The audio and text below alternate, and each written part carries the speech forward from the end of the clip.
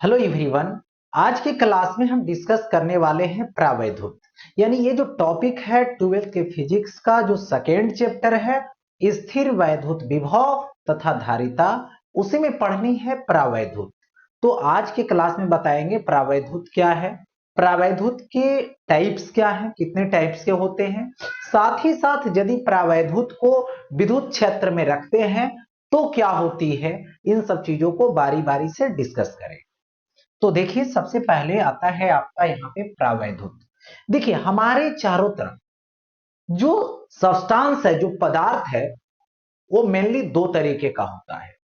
एक होता है विद्युत का चालक और एक होता है विद्युत का विरोधी, जिसको विद्युत रोधी बोलते हैं, या तो कुचालक बोलते हैं या तो यह चालक बोलते हैं, इस तरीके का।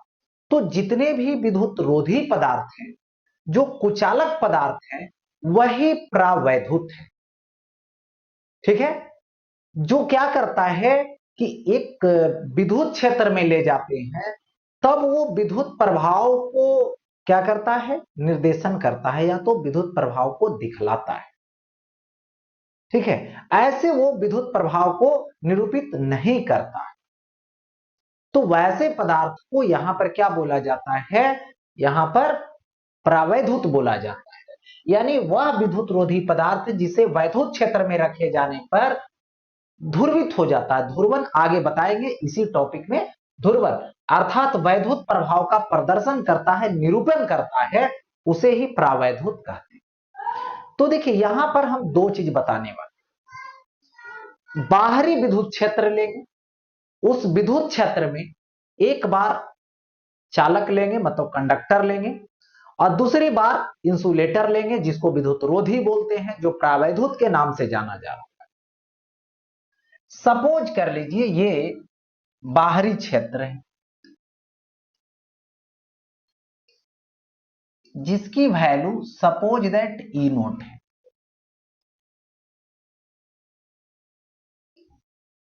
यहां पर मैंने एक चालक पदार्थ लाया।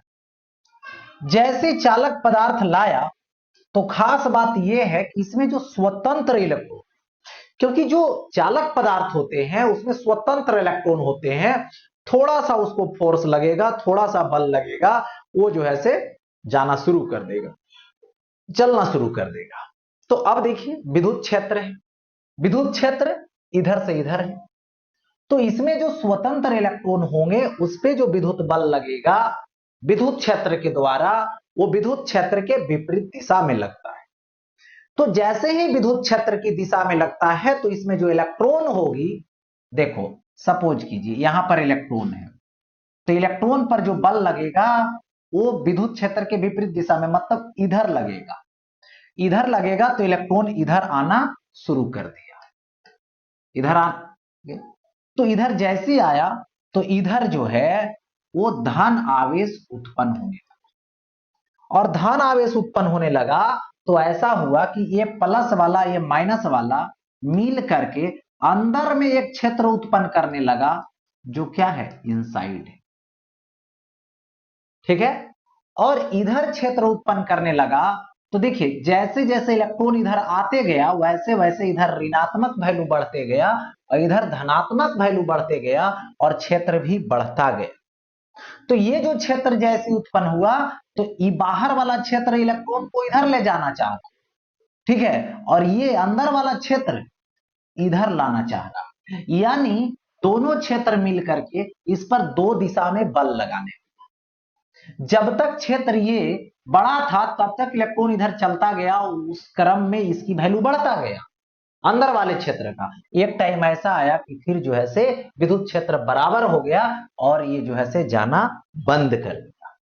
तो ये चालक के अंदर विद्युत क्षेत्र का जो परिणामी वैल्यू आया वो शून्य हो गया। तो ये चालक में ऐसा होता है। लेकिन वही जो विद्युत रोधी है, जो प्रावैधुत है, उसकी बात करें तो ये बाहरी क्षेत्र है,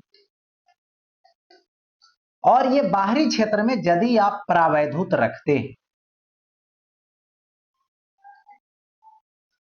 ठीक, तो इसमें सबसे पहले तो जो स्वतंत्र इलेक्ट्रॉन होती है उसकी संख्या बहुत कम होती है, या तो फिर बोल सकते हैं नगण्य होता है, बहुत कम। तो कुछ है भी, तो इलेक्ट्रॉन इधर आना शुरू कर दिया, इधर आ गया इलेक्ट्रॉन, और इधर क्या हो गया, धनात्मक। ठीक है, जितना अमाउंट था इसका बहुत कम, तो चला गया, उसके बाद फिर जाने की कोई चांस नहीं है।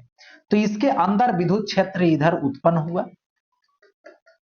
लेकिन जो बाहर वाला क्षेत्र है वो बड़ा रहता है अंदर वाले से, बराबर नहीं हो सकता। लेकिन चालक में क्या होता है, इलेक्ट्रॉन इतना अवेलेबल होता है कि आपस में बराबर कर लेता है, तो अंदर में विद्युत क्षेत्र शून्य हो जाती है। और इसमें जो अंदर की बात है, जो नेट विद्युत क्षेत्र होगा वो डज नॉट इक्वल टू 0। यानी कहने का मतलब हुआ कि विद्युत रोधी या तो प्रावैधुत ऐसा पदार्थ है जिसको विद्युत क्षेत्र में रखोगे तो क्या करेगा, विद्युत क्षेत्र का प्रदर्शन करेगा। इसके अंदर विद्युत क्षेत्र होगा, लेकिन इसके अंदर विद्युत क्षेत्र शून्य हो जाएगा। चालक में खास बात है कि विद्युत क्षेत्र शून्य हो जाता है, लेकिन प्रावैधुत का मतलब होता है कि उसको बाहरी विद्युत क्षेत्र में रखोगे तो विद्युत क्षेत्र शून्य उसके अंदर नहीं होता है। ठीक है, तो ये हो गया डाइलेक्ट्रिक से संबंधित, यानी जितने भी कुचालक है सभी प्रावैधुत है। आगे बढ़ता, डाइलेक्ट्रिक जो है, जो प्रावैधुत है, वो दो तरीके की होती है, दो टाइप से होता है। एक होता है जिसको बोलते हैं ध्रुवीय पदार्थ या तो ध्रुवीय प्रावैधुत, दूसरा होता है जिसको बोलते हैं अध्रुवीय प्रावैधुत। अब ये दोनों क्या होता है इसको बारी बारी से डिस्कस कर देते हैं। देखिए, सबसे पहले कौन है ध्रुवीय प्रावैधुत, यानी जिसको बोलते हैं पोलर डाई इलेक्ट्रिक। नेम से लग रहा है कि ध्रुव की बात कर रहा है। ध्रुव की बात कहने का मतलब हुआ कि देखिए, सबसे पहले बता दूं कि जितने भी पदार्थ हैं सभी पदार्थ अणुओं से बना है। अणु परमाणु से बना है। परमाणु में दो चीज होता है, बाहरी कक्षा होती है और नाभिक होता है। नाभिक में प्रोटॉन और न्यूट्रॉन होता है। न्यूट्रॉन न्यूट्रल होता है। न्यूट्रॉन के पास क्या है, विद्युत आवेश शून्य होता है। लेकिन उसमें जो प्रोटॉन है वो धन आवेश से आवेशित होता है, और जो इलेक्ट्रॉन कक्षा में घूम रहा है वो ऋण आवेश से आवेशित होता है। तो ऋण आवेश से जो आवेशित होगा वो ऋणात्मक है। यानी दो तरीके की आवेश निरूपित किया जा रहा है। किसी भी पदार्थ में परमाणु की बात करते हैं तो परमाणु में दो तरीके की आवेश होती है, एक होता है धन आवेश और एक होता है ऋण आवेश। तो अणु बना है परमाणु से, ठीक है, और पदार्थ बना है अणु से। तो अणु पे आ जाइए, अणु को है ना परमाणु से मतलब है। तो देखिए सिंपल में समझिए, धन आवेश और ऋण आवेश। तो धन आवेश का केंद्र और ऋण आवेश का केंद्र एक ही बिंदु पर नहीं हो, अलग अलग हो, सकेंद्रित ना हो, तो वैसे को ध्रुवीय प्रावैधुत कहते हैं। उस प्रावैधुत पदार्थ को ध्रुवीय प्रावैधुत पदार्थ कहते हैं, जिसका धन आवेश का केंद्र और ऋण आवेश का केंद्र अलग अलग रहता है। क्योंकि पदार्थ दो तरीके से, दोनों आवेश से बना है, धन आवेश और ऋण आवेश से। तो देखिए, ये मान लीजिए एक प्रावैधुत है। देखिए, धन आवेश का केंद्र, ऋण आवेश का केंद्र, धन आवेश का केंद्र, ऋण आवेश का केंद्र,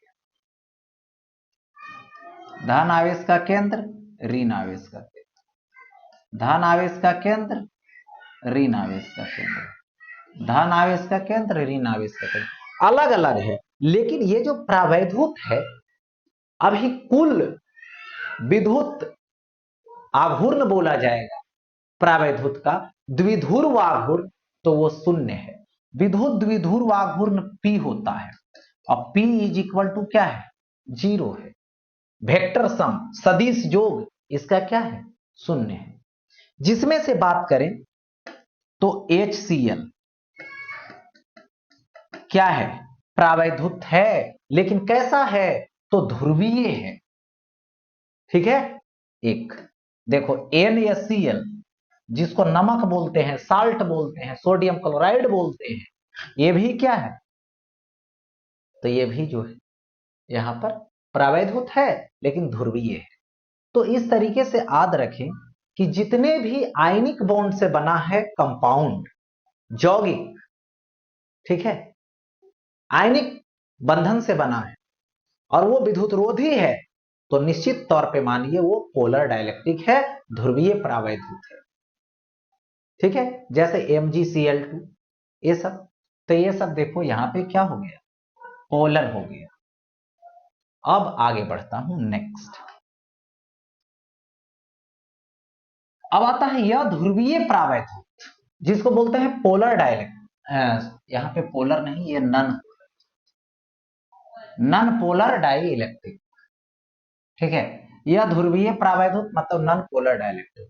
मतलब अगर देखिए नन पोलर हो गया माने पोल की कोई जरूरत नहीं, ध्रुव की कोई जरूरत नहीं। मतलब वैसे प्रावैधुत, वैसे विद्युतरोधी पदार्थ जिसके धन आवेशों का केंद्र और ऋण आवेशों का केंद्र अलग अलग नहीं होते हैं, मतलब सकेंद्रित होते हैं। अलग अलग नहीं होना मतलब एक ही जगह पे, सकेंद्रित होना मतलब ये पता नहीं चलता है कि कौन प्लस वाला है कौन माइनस वाला है। जैसे अब पीछे में बताया था मैंने कि सोडियम क्लोराइड लेते हो तो ये तो पता चल जाता है कि सोडियम आयन जो है पॉजिटिव होता है, क्लोरीन आयन निगेटिव होता है। इसमें हाइड्रोजन आयन पॉजिटिव और क्लोरीन आयन निगेटिव होता है, तो इसमें साफ साफ पता चलता है। लेकिन इसमें क्या होगा कि धन आवेशों का केंद्र और ऋण आवेशों का केंद्र जो है वो अलग अलग होगा, अलग अलग नहीं होगा, एक ही जगह पे होगा। मतलब उसको शो नहीं कर पाऊं। जैसे मैं बात करूं एग्जाम्पल में O2, N2, CO2, CH4, ये सब में बताइए तो सब क्या है? सभी जो है सहसंयोजी बॉन्ड से बना है, सहसंयोजी बंधन से बना है। सब इलेक्ट्रॉन को शेयर किया है, इलेक्ट्रॉन को साझा किया है, तब बनाया है। इसमें ये नहीं कह सकते हो कि कार्बन पॉजिटिव है ऑक्सीजन निगेटिव, इसमें ये नहीं बोल सकते हो कि कार्बन पॉजिटिव है हाइड्रोजन निगेटिव है, ऐसा यहां नहीं बोलना है। क्योंकि जब बॉन्ड बन रहा है, जैसे इसमें CH4 में, तो हाइड्रोजन भी इलेक्ट्रॉन को साझा किया है और कार्बन भी इलेक्ट्रॉन को साझा किया है। इसलिए प्लस और माइनस नहीं बोल सकते। प्लस और माइनस कहने का मतलब हुआ कि कार्बन इलेक्ट्रॉन दे देता, लूज कर देता हाइड्रोजन को, तो क्या हो जाता, कार्बन पॉजिटिव और हाइड्रोजन नेगेटिव हो जाता। लेकिन ऐसा कुछ भी नहीं हुआ है। तो ये क्या हो गया यहां पर? ठीक है, यहां पर यह ध्रुवीय प्रावैधुत हो गया, यानी नॉन पोलर डाइलेक्ट्रिक हो। तो ये एग्जांपल। अब देखिए होता क्या है, सपोज कीजिए जैसे देखो ये प्रावैधुत पदार्थ है,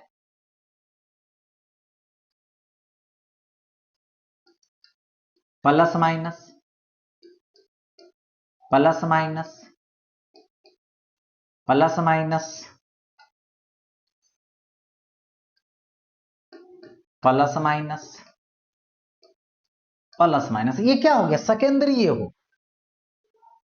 मतलब अलग अलग है ही नहीं।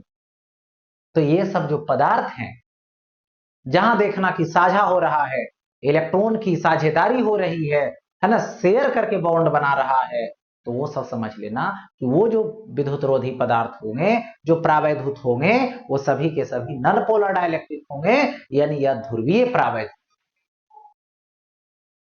अब आगे बढ़ता हूं नेक्स्ट। अब देखिए आता है प्रावैधुत का ध्रुवन।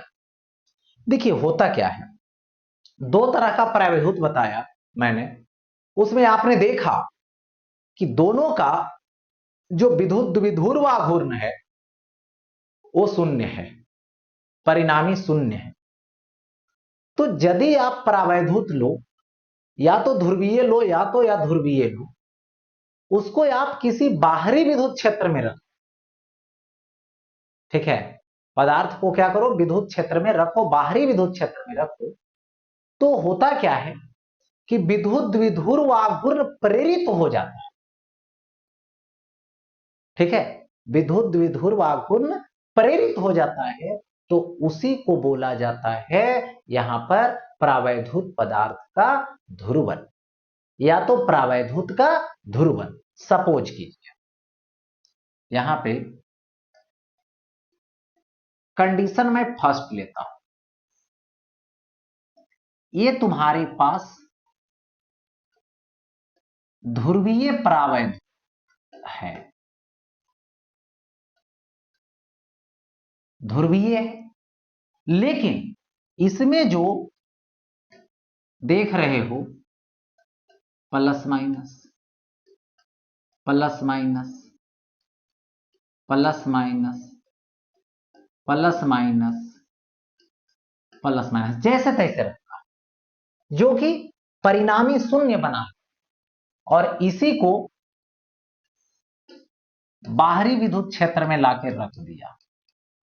जैसे ही आपने रखा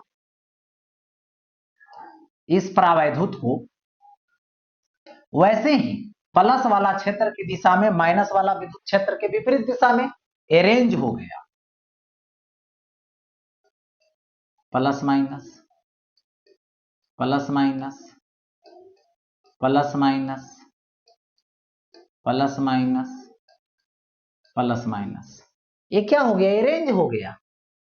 इस समय विद्युत द्विध्रुव आघूर्ण शून्य है, लेकिन यहां पर विद्युत द्विध्रुव आघूर्ण does not equal to zero, यानी शून्य नहीं है, प्रेरित हो चुका है, सब एक दिशा में अरेंज हो चुका है। तो यही तो क्या है?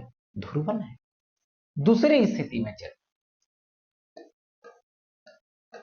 कंडीशन सेकेंड में देखो, आपने देखा, सपोज किया कि ये जो पदार्थ है वो अध्रुवीय है, इसका प्लस माइनस, इसका plus minus plus minus plus minus plus minus, ये क्या है? तो यह ध्रुवीय है। ये कैसा है? यह ध्रुवीय है। अब इसको यदि आप विद्युत क्षेत्र में रखते हो, आपने बाहरी विद्युत क्षेत्र में लाके इसको रखा, देखो बाहरी विद्युत क्षेत्र ही हुआ, दे दिया गया ऐसा। जैसे आपने रखा तो प्लस वाला पर जो बल है वो विद्युत क्षेत्र की दिशा में लगेगा, माइनस वाला पर जो बल है वो विद्युत क्षेत्र के विपरीत दिशा में लगेगा। तो माइनस वाला इधर शिफ्ट हो जाएगा, प्लस वाला क्षेत्र की दिशा में शिफ्ट हो जाएगा, यानी प्लस वाला क्षेत्र की दिशा में शिफ्ट होगा, माइनस। क्यों? क्योंकि दोनों पर फोर्स लग रहा है और दोनों पे विपरीत दिशा में फोर्स लग रहा है। माइनस वाला पर क्षेत्र के अब विपरीत दिशा में, प्लस वाला पर क्षेत्र की दिशा में। तो ये दो चीज है, यहां पर दो मैटर है, प्लस है माइनस है। प्लस वाला को ये कहता है तुम इधर चलो, माइनस वाला को कहता है इधर चलो। तो क्या होगा?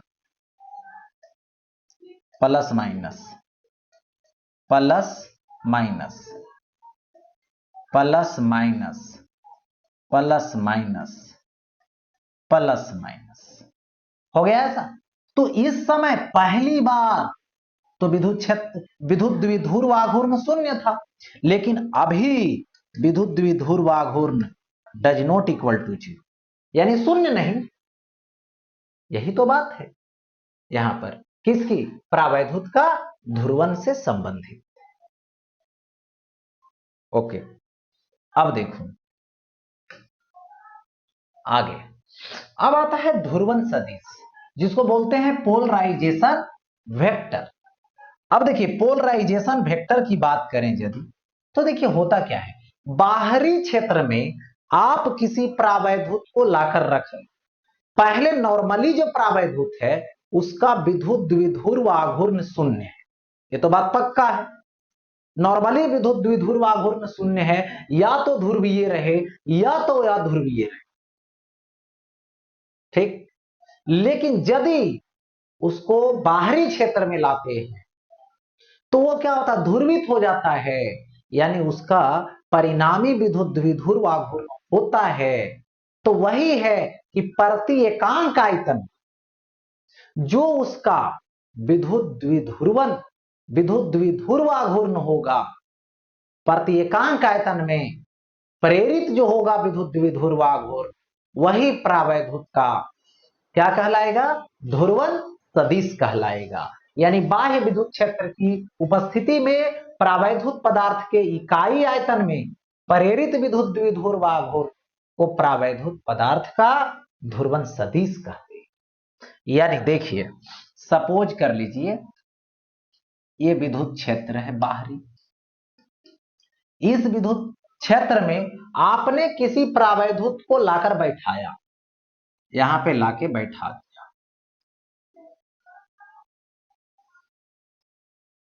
तो एक अणु का प्लस माइनस, इसका विद्युत द्विध्रुव आघूर्ण देखो माइनस से प्लस की तरफ हो गया, इसका प्लस से माइनस की तरफ हो गया, फिर देखो प्लस से माइनस की तरफ हो गए, प्लस से माइनस की तरफ हो गया, प्लस से माइनस की तरफ, तो इसका द्विध्रुव आघूर्ण तो आ गया। तो मान लो द्विध्रुव आघूर्ण इज इक्वल टू पी हो गया। एक बात, इसकी आयतन होगी,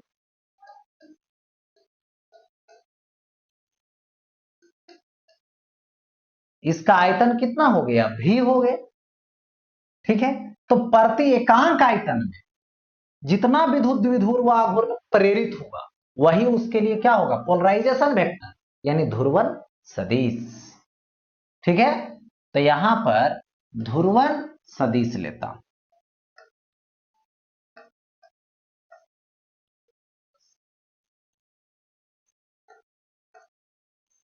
ध्रुवण सदिश इज इक्वल टू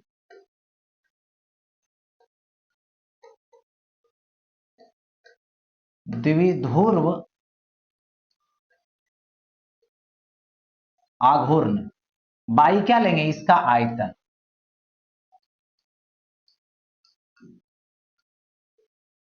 हो गया। इसको बोलेंगे द्विध्रुव आघूर्ण बाई आयतन।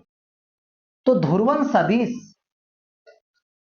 इज इक्वल टू द्विध्रुव आघूर्ण बाई आयतन, द्विध्रुव आघूर्ण पी और बाई वॉल्यूम। तो सदिश है द्विध्रुवण सदिश, सदिश है तो इस पर एरो लगा दो, हो गया। तो यही याद रखना है, द्विध्रुव आघूर्ण बाई आयतन। इसका एसआई मात्रक लीजिएगा, एसआई मात्रक। तो एसआई मात्रक क्या होगा, इसका क्या होता है, पी का होता है मात्रक कूलॉम मीटर, कूलॉम मीटर। क्यों, क्योंकि बताए थे P बराबर Q इंटू 2D जब द्विध्रुव पढ़ा रहे थे। यहां आयतन है, आयतन का क्या होगा, मीटर क्यू होगा। देखो तो क्या हो जाएगा, यहां से कूलॉम और बाई मीटर मीटर कटेगा, मीटर स्क्वायर, तो ये क्या हो जाएगा, कूलॉम पर मीटर स्क्वायर। दे दिए यहां पे कूलॉम पर मीटर स्क्वायर हो गया। अब रहा इसका बीमा, देखो अब यहीं पर इसका बीमा भी निकाल, इसका बीमा आता है, देखिए तो इसका जो बीमा है इसकी बात करें तो इसका बीमा द्विध्रुव आघूर्ण की मेन फार्मूला क्या होती है, ये देखिए, इसका फार्मूला होता है Q इंटू 2D, इसका होता है वॉल्यूम का, आयतन का, लंबाई गुने चौड़ाई गुने ऊंचाई। देखिए तो बीमा लिखना है, तो P का बीमा आवेश इंटू लंबाई, तो आवेश का होता है 8T इंटू लंबाई का होता है L।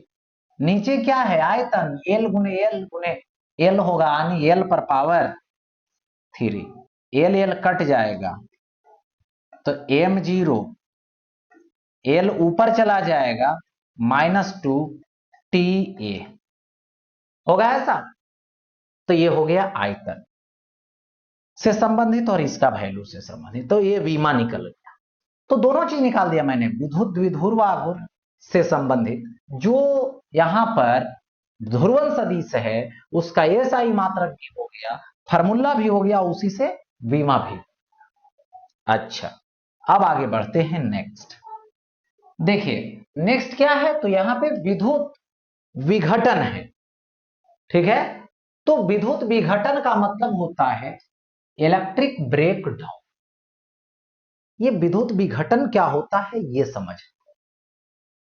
ठीक है, तो इसमें क्या होता है, जब किसी परावैद्युत को किसी वैद्युत क्षेत्र में रखा जाता है तो उसके अणुओं में एक खिंचाव आता है। देखिए खिंचाव क्यों आता है सो बता। देखिए कोई भी परावैद्युत लीजिए और उस परावैद्युत को यदि आप विद्युत क्षेत्र में रखते हैं, ठीक है, परावैद्युत क्या है, पदार्थ है, आदर है। पदार्थ का जो अणु है उसमें क्या क्या होता है, पदार्थ में क्या होता है, इलेक्ट्रॉन हो, सॉरी परमाणु है। तो परमाणु जो है मतलब अणु का छोटा भाई, अणु का छोटा पार्ट परमाणु है। ठीक है, परमाणु है तो परमाणु में क्या होता है, इलेक्ट्रॉन होता है, प्रोटॉन होता है और क्या होता है, न्यूट्रॉन होता है। ठीक है, तो इलेक्ट्रॉन प्रोटॉन और न्यूट्रॉन हो गया। तो इलेक्ट्रॉन प्रोटॉन और न्यूट्रॉन है, तो न्यूट्रॉन तो पहले बताया मैंने कि उसको कोई मतलब नहीं, चार्ज से आवेश से कोई मतलब नहीं। ठीक है, लेकिन इलेक्ट्रॉन जो है उसकी बात करें तो ऋणात्मक आवेश से आवेशित होता है और घूमता रहता है और किसी भी परमाणु से निकल सकता है। तो इलेक्ट्रॉन निकल सकता है, प्रोटॉन कभी निकल नहीं सकता है। ठीक है, जब भी निकल सकता है तो इलेक्ट्रॉन, प्रोटॉन निकलेगा तो बर्बाद हो जाएगा। ठीक है, तो देखिए यही बोला जा रहा है कि किसी परावैद्युत को यदि आप विद्युत क्षेत्र में रखते हैं तो उसके अणुओं में खिंचाव आता है। खिंचाव कैसे आता है वो बता। जैसे ये बाहरी क्षेत्र, बाहरी क्षेत्र इधर की तरफ और यहां पर ये क्या है, धनात्मक आवेश है और इलेक्ट्रॉन क्या है, ऋणात्मक है, बाहरी कक्षा में घूम रहा है। और ये जो धनात्मक आवेश है प्रोटॉन, वो उसके परमाणु के केंद्र पर बैठा हुआ है। तुमने यहां क्या किया, ऐसा तो बहुत सारे अणु है, बहुत सारे अणु। ठीक है, तो इसमें खिंचाव कैसे अनुभव करे, सो देखिए ये जो बाहरी विद्युत क्षेत्र आपने अप्लाई किया, वो क्या किया, प्लस वाला को कहा कि तुम इधर चलो, यानी प्लस वाला पर विद्युत बल इधर लगाया और ये जो माइनस वाला इलेक्ट्रॉन है उस पर विद्युत बल इधर लगाया। ठीक है, प्लस वाला पर बल इधर लगा और माइनस वाला पर विद्युत बल इधर लगा। ठीक है, तो अब क्या हुआ, क्यों ऐसा हुआ, प्लस वाला पर क्षेत्र की दिशा में, माइनस वाला पर क्षेत्र के विपरीत दिशा में। तो अब देखो ई क्षेत्र जो है से कह रहा है तुम इधर चलो और क्षेत्र कह रहा है माइनस वाला को कि तुम इधर जाओ, दोनों में बेवफाई करवाने लगे, ब्रेकअप करवाने लगा। और वही क्या होगा, जो दोनों अलग हो जाएगा तो वही इलेक्ट्रिक ब्रेकडाउन होगा। ठीक है, वही जो ब्रेकअप हो गया दोनों के प्यार में, वही क्या है यहाँ पे, ब्रेकडाउन है। तो देखिए ये इधर ले जाएगा, इधर इसको ले जाएगा, इसको इधर ले जाएगा। तो अभी तो खिंचाव बल का महसूस हो ही रहा था। ठीक है, और इस क्षेत्र को बढ़ाते जाएंगे तो पता है क्षेत्र बढ़ाओगे तो विद्युत बल बढ़ेगा, क्योंकि विद्युत बल का फार्मूला क्या होता है, किसी भी आवेश पर क्यू ई होता है। क्यू ई हो गया, ई बढ़ाओगे, बेवफाई करवाने वाला बल बढ़ रहा है, ब्रेकअप करवाने वाला बल बढ़ रहा है। तो एक टाइम ऐसा आएगा कि इधर चला जाएगा, इधर चला जाएगा। तो वो यदि स्थिति उत्पन्न हो जाती है, कब स्थिति उत्पन्न होगी, जब विद्युत क्षेत्र को बढ़ाओगे तब। और यही विद्युत क्षेत्र को जब बढ़ाया तो ऐसी स्थिति उत्पन्न हो गई। तो यही जो है से फिनोमेना, वो क्या बोला जाता है, विद्युत विघटन बोला जाता है। तो वही बोला गया कि आप किसी विद्युत रोधी पदार्थ को, परावैद्युत पदार्थ को बाहरी क्षेत्र में रखो, ठीक है, तो उसका जो अणु है एक खिंचाव बल का अनुभव करेगा, क्योंकि विद्युत क्षेत्र ने प्लस वाला को अपने साथ ले जाना चाहता है।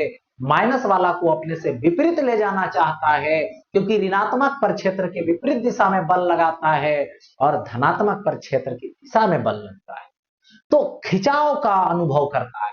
क्षेत्र को धीरे धीरे बढ़ाते गए, एक समय ऐसा आया कि उससे से इलेक्ट्रॉन जो है से निकल गया। इलेक्ट्रॉन जब अणु से निकल गया तो यही ब्रेक डाउन हो, यही जो है से विद्युत विघटन हो, इसी को। ठीक है, अब देखिए यहां पर ब्रेक डाउन कर दिए।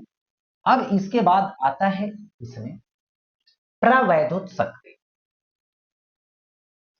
किसी प्रावैद्युत के लिए वह अधिकतम विद्युत क्षेत्र, ठीक है, जिसे इस पर आरोपित करने पर इसका विघटन न हो, उसे प्रावैद्युत शक्ति कहते हैं। देखिए यहां पर आपने विद्युत क्षेत्र को बढ़ा रहा था, बढ़ाते गया, एक टाइम ऐसा भी आएगा ब्रेकअप होने से पहले जो महत्तम मान माना जाएगा विद्युत क्षेत्र का, और उससे ज्यादा आप नहीं कर सकते हो। ठीक है, उससे यदि और ज्यादा करोगे तो दिक्कत वाली बात, तब तो टूट जाएगा, तब अलग हो जाएगा। लेकिन जहां तक मैक्सिमम किया और विघटन नहीं हुआ, वही उस पदार्थ के लिए क्या होता है, प्रावैद्युत शक्ति होती है। जहां तक वो अपने आप को बचा के रखा, ब्रेकअप नहीं होने दिया। ठीक है, उसी तरीके से हवा की जो प्रावैद्युत शक्ति है, हवा है, और हवा की प्रावैद्युत जो शक्ति है वो 3 × 10⁶ वोल्ट पर मीटर होता है। यानी हवा में आप मैक्सिमम इलेक्ट्रिक फील्ड इतना तक उत्पन्न कर सकते हैं। ठीक है, इससे ज्यादा आप उत्पन्न नहीं कर सकते, नहीं तो दिक्कत हो जाएगी। ठीक है, अब क्या दिक्कत होगी वो भी बता देते हैं। यानी हवा का ये डाइलेक्ट्रिक स्ट्रेंथ है, या तो डाइलेक्ट्रिक पावर है, या तो डाइलेक्ट्रिक शक्ति है, प्रावैद्युत शक्ति। मतलब हवा यहां तक बैलेंस कर सकता है, अपने ब्रेकअप से बच सकता है। देखिए सपोज कीजिए आप यहां पर एक वस्तु लीजिए, इस वस्तु को आवेश दीजिए, तो ये मान लो यहां पर विद्युत क्षेत्र इधर की तरफ दे रहा, आवेश बढ़ाएंगे तो विद्युत क्षेत्र बढ़ेगा, आवेश बढ़ाएंगे तो विद्युत क्षेत्र भी बढ़ेगी। यहां पर एयर का मोलेक्यूल है, एयर का, हवा का अणु है। हवा के अणु में ये देखो धन आवेश है, और हवा के अणु में ऋण आवेश है। ठीक है, ये जो विद्युत क्षेत्र उत्पन्न हुआ इस वस्तु से, वो अभी मान लो कुछ थोड़ा सा वैल्यू है, तो ये क्या किया, इस प्लस वाला पर बल लगाया इधर विद्युत बल, ये माइनस वाला पर बल लगाया इधर की तरफ विद्युत बल। ठीक है, आवेश को बढ़ाते जाएंगे, विद्युत क्षेत्र बढ़ते जाएगा।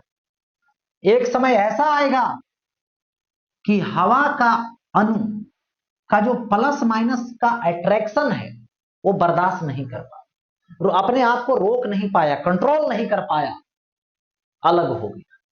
अभी क्या कर रहा है, प्लस इलेक्ट्रॉन को बाहर जाने से बचा रहा है कि तुम बाहर मत जाओ।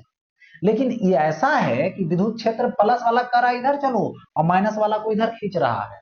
विद्युत क्षेत्र बढ़ाते गए एकदम क्रिटिकल कंडीशन तक पहुंचा दिए कि उससे थोड़ा सा ज्यादा करेंगे तो इलेक्ट्रॉन निकल जाएगा। रोक के रखा तब तो सही है। तो वही क्या है, डाइलेक्ट्रिक पावर है हवा का, कि वहां तक बचा के रखा अपने आप को, ध्रुवित नहीं होने दिया, आयन में बदलने नहीं दिया। ठीक है, और आयन में जब बदल जाता है, जबरदस्ती किया और आवेश को बढ़ा दिया तो ब्रेकडाउन हो गया। तो ब्रेकडाउन हो गया तो इलेक्ट्रॉन निकल गया, आई प्लस वाला इधर हो गया, ई प्लस वाला क्या इधर हो गया, माइनस वाला इधर। तो ये माइनस वाला ऐसा किया कि इसके पास पहुंच जाएगा, क्योंकि अट्रैक्ट कर लेगा, उस माइनस वाला को ये अट्रैक्ट कर।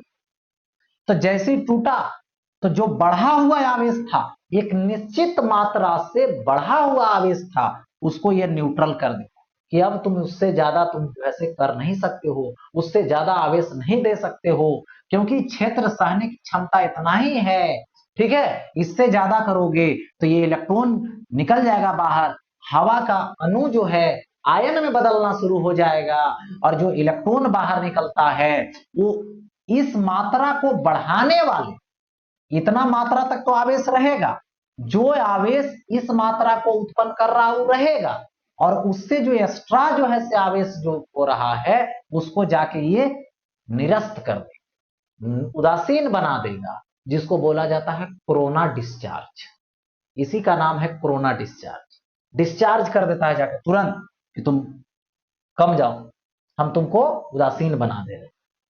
ठीक है, तो हवा के लिए यह बात होती है।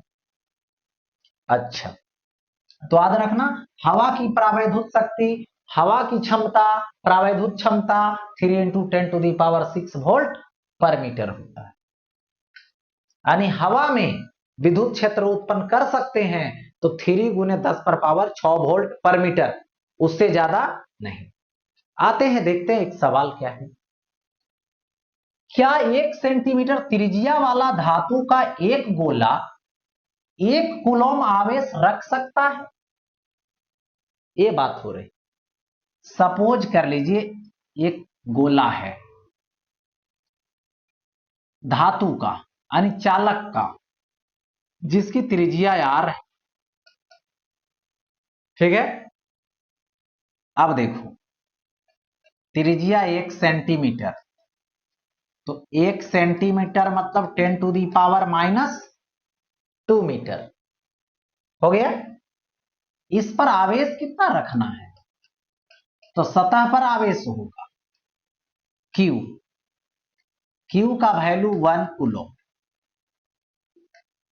देखिए इसके चारों तरफ तो हवा है, रखेगा कि नहीं रखेगा ये डिसाइड कौन करने वाला है? तो हवा, क्योंकि हवा की प्रावैधुत शक्ति जितना है उतना ही तक कोई भी आवेशित वस्तु विद्युत क्षेत्र उत्पन्न कर सकता है, उससे ज्यादा विद्युत क्षेत्र उत्पन्न नहीं कर सकता है। यदि विद्युत क्षेत्र उत्पन्न करवाने की प्रयास भी किया जाएगा तो उसको उदासीन बना देगा, जो अतिरिक्त आवेश देगा।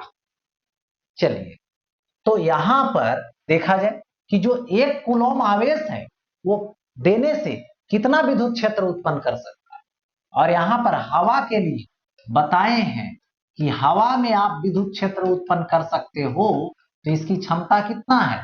3 × 10⁻⁶ वोल्ट पर मीटर, इससे ज्यादा नहीं है। तो विद्युत क्षेत्र E = बगल में एकदम सट करके सतह पर कितना होगा? 1/4πε0 Q/r² होता है। ठीक है, देखिए तो यहां पर E = 1/4πε0 9 × 10⁹ Q का वैल्यू 1/r², यानी 10⁻² × 10⁻², तो -4 तो ऊपर चला जाएगा, तो 9 × 10⁹ 10⁹ नहीं 4 जाएगा तो 13 हो जाएगा। इतना वोल्ट पर मीटर, लेकिन क्षमता कितना था? इतना ही था, इससे ज्यादा नहीं कर सकते हो। मतलब 1 कूलम आवेश देने से इतना उत्पन्न हो जा रहा है जो पॉसिबल नहीं है, यानी 1 कूलम आवेश आप नहीं रख सकते, यानी नो लिख देना। यदि कोई अच्छे पूछे कि 1 सेंटीमीटर त्रिज्या वाले गोला पे अच्छे कितना आवेश रख सकते हो? 1 कूलम तो नहीं रख सकते हैं। 1 कूलम पूछ रहा था, रख सकते हैं या नहीं रख सकते? तो नहीं रख सकते। लेकिन यदि पूछ दे 1 सेंटीमीटर त्रिज्या वाले गोला पर कितना आवेश रख सकते, कितना आवेश रख सकते, तो ये गोला हुआ, इसकी त्रिज्या r हुई, r की वैल्यू 1 सेंटीमीटर हुआ, मतलब 10⁻⁻² मीटर हुआ। क्यों पूछा गया है, तो कितना विद्युत क्षेत्र उत्पन्न करवा सकते हो हवा में? इतना, यानी 3 × 10⁶ वोल्ट पर मीटर, इससे ज्यादा नहीं। तो E is equal to 1/4πε Q/r²। E का value 3 × 10⁶ is equal to 9 × 10⁹ Q/r², यानी 10⁻⁻⁴। ठीक है, सबको इधर लाइए तो अब आएगा, तो Q is equal to 3 × 10⁶ 10⁻⁻⁴ plus में डिवाइड में आएगा 9 × 10⁹ ठीक है। तो यहां पर देखिए 3×3 = 9, तो 1/3 इंटू 10⁻⁻⁴ और 6 प्लस 2, तो 9 7 बचेगा, ऊपर जाएगा -7, यानी इतना ही कूलम आवेश रख सकते हो। वो तो 1 कूलम बहुत ज्यादा हो जाता है, 1 कूलम को तो दूर की बात, ये देखो कितना छोटा आया है आवेश, मैंने इतना ही रख सकते हैं क्योंकि फील्ड ज्यादा दे देगा, तो जो कि बैलेंस नहीं कर पाए, तुरंत ब्रेकडाउन होने लगेगा चारों तरफ का हवा, और तुरंत उसका जो एक्स्ट्रा आवेश दिया गया, ठीक है, इस इतना आवेश रख सकते हो, इससे जैसे थोड़ा सा ज्यादा करते ब्रेकडाउन होने लगेगा और एक्स्ट्रा दिए गए आवेश को जाके इतना से जो ज्यादा आवेश होगा उसको निरस्त करने लगेगा। ठीक है, यानी नहीं बोल सकते, 1 कूलम आवेश नहीं रख सकते। ठीक है, तो आज का टॉपिक यहीं तक जो कि समाप्त हुआ, फिर मिलेंगे नेक्स्ट टॉपिक के साथ।